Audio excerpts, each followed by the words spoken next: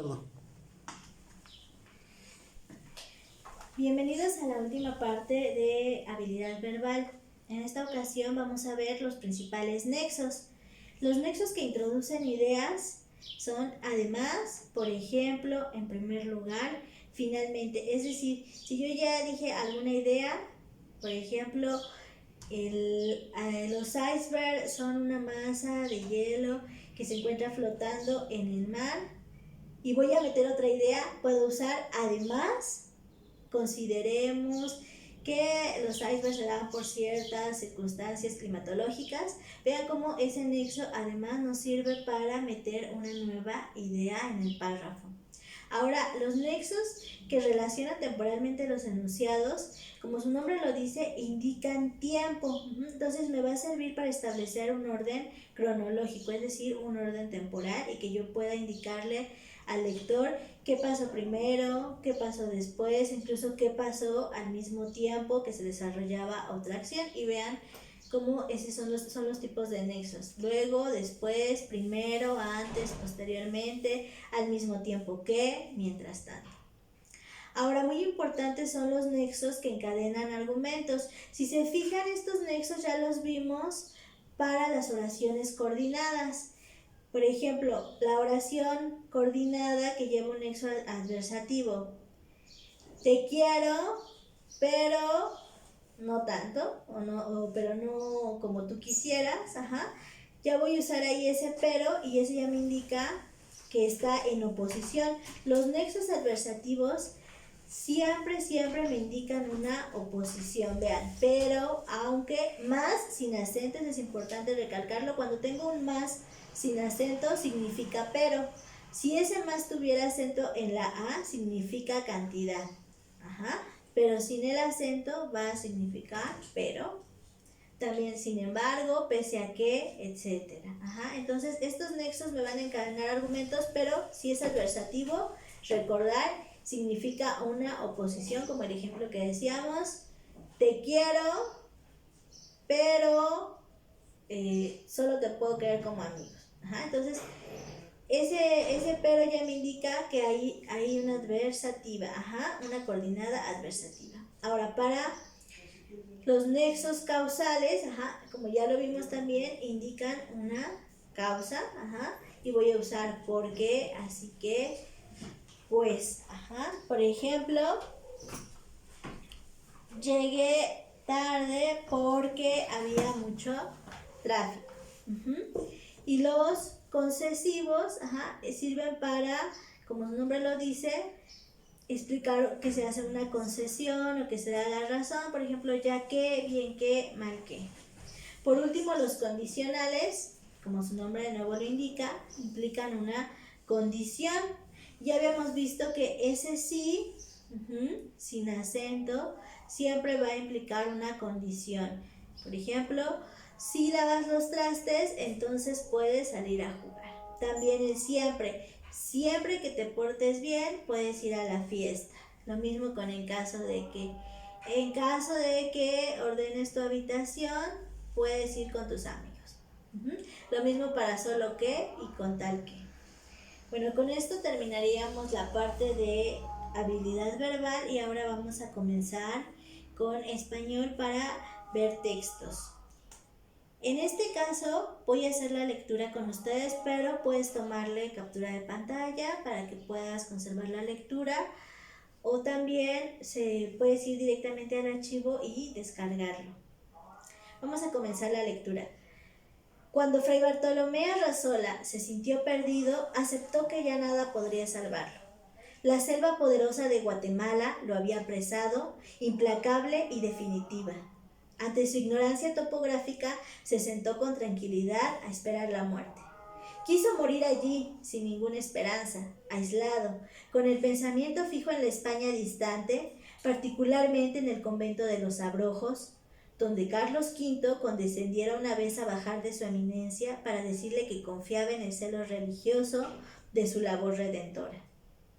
Al despertar, se encontró rodeado por un grupo de indígenas de rostro impasible que se disponían a sacrificarlo ante un altar. Un altar que a Bartolomé le pareció como el hecho en que descansaría al fin de sus temores, de su destino, de sí mismo. 3 años en el país le habían conferido un mediano dominio de las lenguas nativas. Intentó algo, dijo algunas palabras que fueron comprendidas. Entonces floreció en él una idea que tuvo por digna de su talento y de su cultura universal y de su arduo conocimiento de Aristóteles. Recordó que para ese día se esperaba un eclipse total de sol y dispuso, en lo más íntimo, valerse de aquel conocimiento para engañar a sus opresores y salvar la vida. Si me matáis, les dijo, puedo hacer que el sol se oscurezca en su altura. Los indígenas lo miraron fijamente y Bartolomé sorprendió la incredulidad en sus ojos. Vio que se produjo un pequeño consejo y esperó confiado, no sin cierto desdén.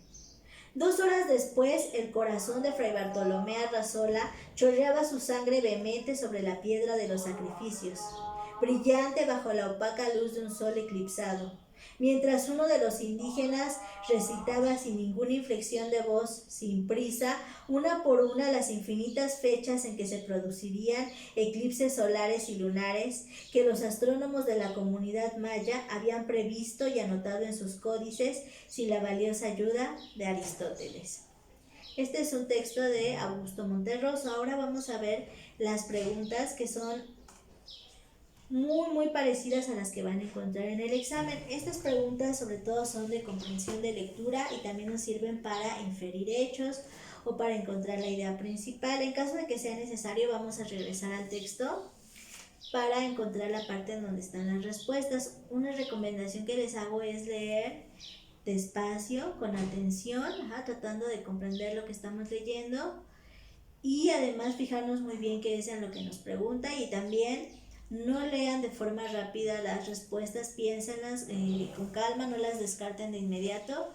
Vamos a ver la primera pregunta. La amenaza de Fray Bartolomé no atemorizó a los indígenas porque estos... Les vamos a recordar lo que pasa en el texto. En primer lugar, Fray Bartolomé Arrazola se encuentra perdido en Guatemala. Los encuentran unos indígenas y van a sacrificarlo. Recordemos que los indígenas en toda la parte de Mesoamérica acostumbraban a hacer sacrificios humanos para ofrendarlos al sol. Y a Fray Bartolomé se le ocurre la idea de que puede salvarse porque él sabe que va a ocurrir un eclipse de sol y piensa que con eso los puede atemorizar. Pero como vemos en el final del cuento de Augusto Monterroso, lo que sucede es que realmente los sacrifican porque los indígenas ya tenían conocimiento tanto de eclipses solares y lunares, pues debido a que los mayas pues eran grandes astrónomos y también grandes matemáticos, entonces no eran ningunos ignorantes, no es lo que nos da a entender este cuento. Entonces ya podemos responder la pregunta. La amenaza de Fray Bartolomé no atemorizó a los indígenas porque estos, pues como sabemos, conocían los eclipses. En realidad no se hace ninguna referencia a que eran sanguinarios, entonces puedo descartar el inciso B. Tampoco que desconocían la lengua, eso es incorrecto porque ya vimos que desde el inicio del texto nos menciona que Fray Bartolomé sí conocía la lengua. Vean, 3 años en el país le habían conferido un mediano dominio de las lenguas nativas, es decir, Fray Bartolomé sí podía comunicarse con ellos porque sí sabía hablar la lengua nativa. Ahora, eran desconfiados, tampoco se menciona en ninguna parte del texto que los indígenas fueran desconfiados, más bien no los pudo atemorizar porque ellos ya conocían los eclipses. Entonces la respuesta correcta va a ser el inciso A. Ahora, la siguiente pregunta, ¿cuál es el mensaje del texto? Es decir, ¿de qué no es lo que nos quiere dar a entender ahí Augusto Monterroso? Vamos a leer las opciones. A, hay que ser valiente ante lo desconocido. De igual forma, en el texto no se menciona en ninguna parte que realmente Fray Bartolomé mostrara mucha valentía, no es algo que se mencione en el texto. No se debe menospreciar a los demás, inciso B. El C, los conocimientos nos salvan la vida. Y D, es útil conocer una lengua indígena.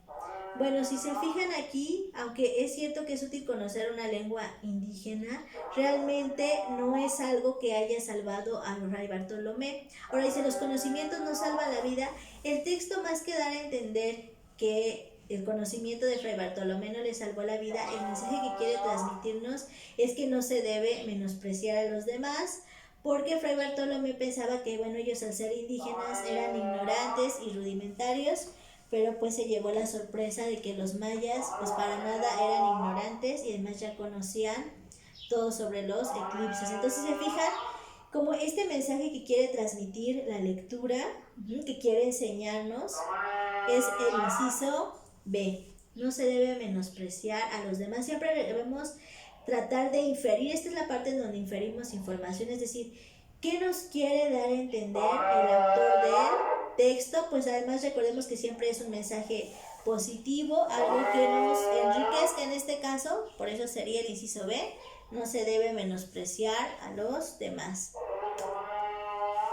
Ahora vamos a ver cuál es el título apropiado para el texto. Para responder esta pregunta siempre tengo que pensar qué título realmente puede encontrar sentido en todo el texto.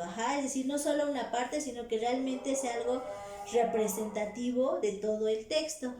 Vean cómo a los indígenas, si bien es cierto que los indígenas son personajes del cuento, no todo el texto se basa solo en los indígenas. Lo mismo con los sacrificios, no todo el texto se basa solo en el sacrificio humano, es decir, quiere darnos un mensaje más allá de eso. El misterio, ahí ese realmente no tendría nada que ver porque no es tanto un cuento de suspenso o de misterio. Y finalmente tenemos el eclipse. El eclipse me parece que sea la opción correcta porque es lo más representativo, representa ese conocimiento que Fray Bartolomé pensó que los indígenas no tenían, pero que pues descubrió de la peor forma que sí, que los indígenas conocían bastante acerca de los eclipses y de la astronomía. Y además en la versión original de Augusto Monterroso exactamente así se llama este cuento, se llama El Eclipse. Entonces esa es la opción correcta y como les digo, el eclipse funciona muy bien como símbolo de este conocimiento que los indígenas sí tenían. Vamos a pasar a la última pregunta. ¿Cuál idea central se destaca en el texto? Es decir, ¿qué es lo más importante? La idea central siempre va a ser qué es lo más importante que yo puedo tomar de ese texto. Y es la idea sin la cual realmente no tendría razón de ser el texto. Entonces, siempre si yo quiero identificar la idea central, tengo que pensar qué idea es tan importante que si la quito ya realmente el texto no tendría sentido. Ese es un buen tip que les doy para que puedan encontrar la idea central. Y vamos a ver, inciso A, los indígenas temían a sus dioses. Esa, si se fijan, ni siquiera se menciona como tal en el cuento que los indígenas sientan temor por sus dioses, así que la voy a descartar. Los crueles sacrificios humanos, aunque sí, el sacrificio humano era algo cruel, tampoco se hace hincapié en el texto acerca de la crueldad de dichos sacrificios, la voy a descartar.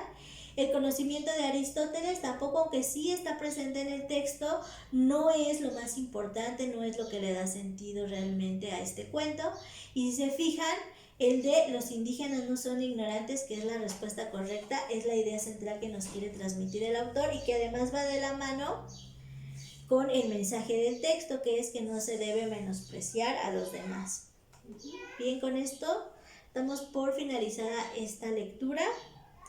Y ahora vamos a continuar con otro tema de español y es la noticia o el texto periodístico. Siempre vamos a recordar que la noticia, lo más importante y su labor principal es informar, informarnos acerca de un tema de actualidad, acerca de un hecho importante. La noticia además siempre va a ser sobre hechos, es decir, sobre cosas que sí pasaron. Es muy importante que yo pueda distinguir la noticia del cuento. En el cuento hay ficción, es decir, son hechos, realmente son más que hechos, son acciones inventadas. Y en la noticia son cosas que de verdad sucedieron. Ahora, siempre la noticia debe responder a unas preguntas. ¿Qué pasó? ¿Cuándo pasó? ¿Dónde pasó? ¿Cómo pasó? ¿Quiénes estuvieron involucrados? ¿Y por qué sucedió? Muy bien, después de responder a estas preguntas, ahora vamos a fijarnos muy bien en las partes de la noticia. Vean esta noticia, hallazgo histórico, y quiero que noten cómo al principio o sea, hasta arriba de la noticia, en negritas, pero en letras no tan grandes, tenemos hallazgo histórico. A esto se le llama epígrafe o antetítulo.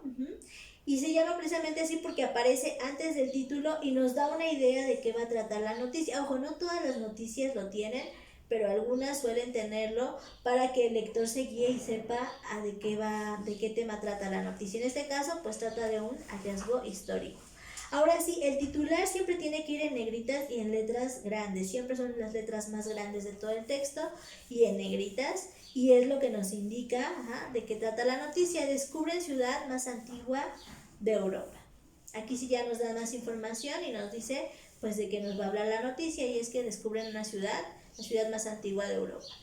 Ahora se fijan después del título, y también en negritas pero con letras no tan grandes van a poner la bajada o subtítulo, y también le llaman balazo a esta parte de la noticia, y nos da un poco de información con el fin de atraer al lector, es decir, con el fin de que al lector le interese leer la noticia. En este caso, los restos tendrían 2000 años más que las pirámides de Egipto. Entonces, aquí nos da una información interesante para que el lector se interese, y a esto le vamos a llamar bajada, subtítulo o balazo.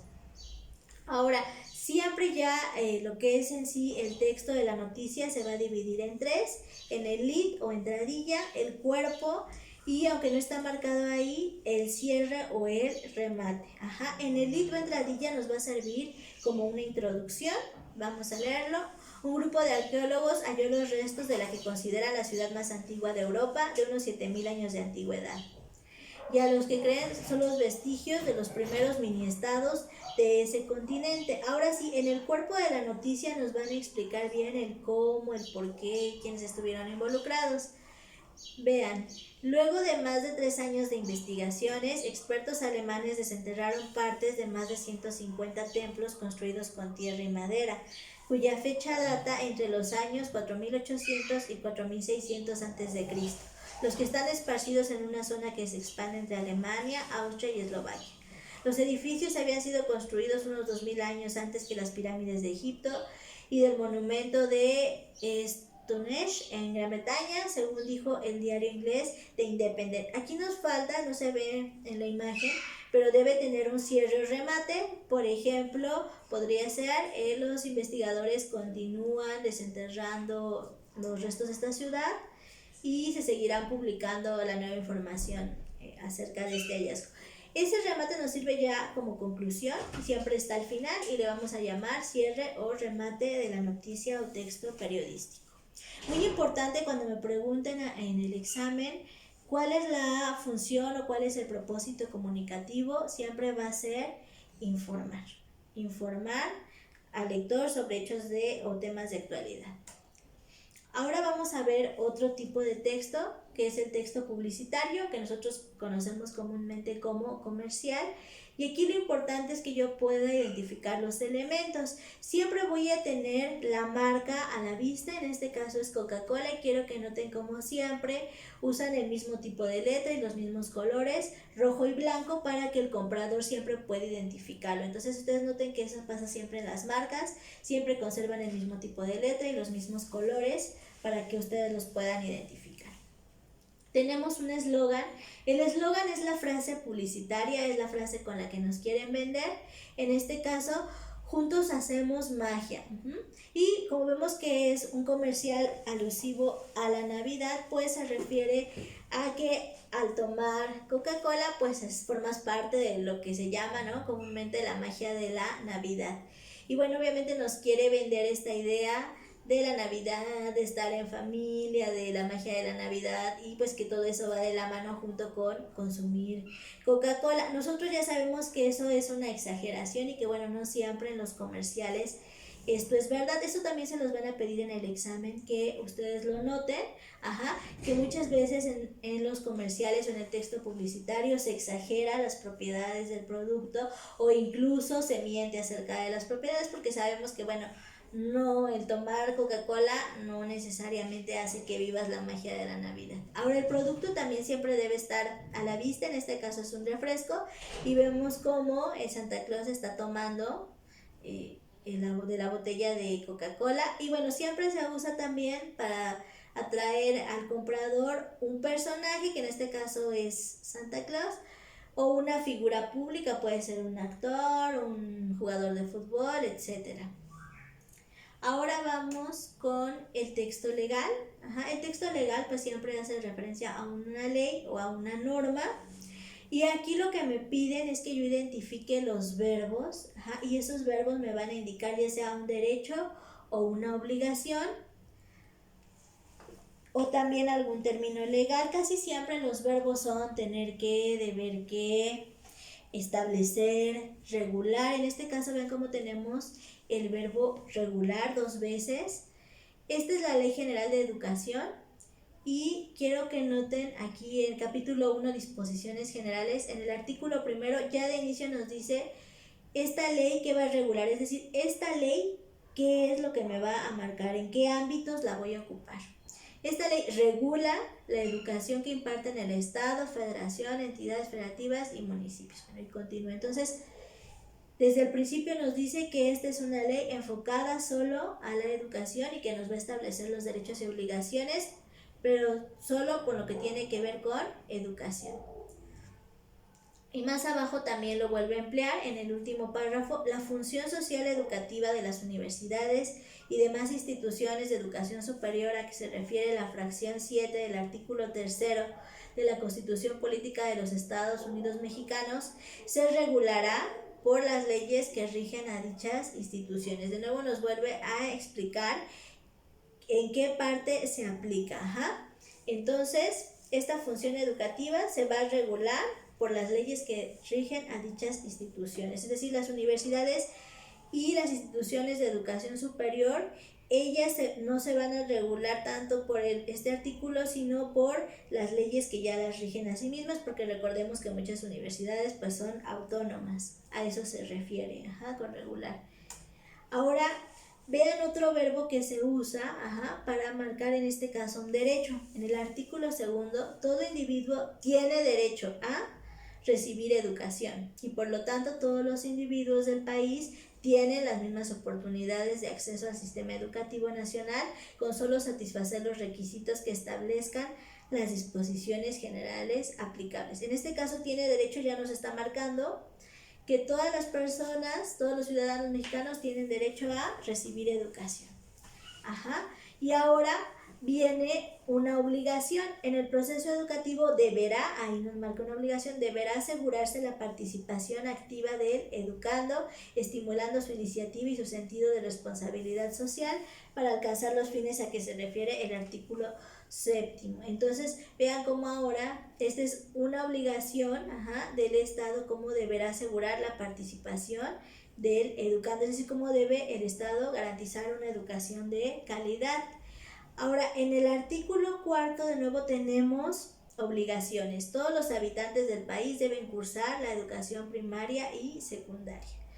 Es obligación de los mexicanos hacer que sus hijos o pupilos menores de edad cursen la educación primaria y la secundaria. Entonces ya nos marca una obligación, ¿no? Todos los padres o tutores deben de enviar a los chicos a la escuela para que al menos cursen la primaria y la secundaria. Aquí lo que me van a pedir en el examen sobre todo es encontrar estos verbos que me marcan ya sea un derecho, una obligación o los límites de la ley, como en el primer caso que vimos, regula, ¿no? Entonces nos dice sobre qué trata la ley, sobre cuál es la normatividad que aplica y en este caso pues para la educación.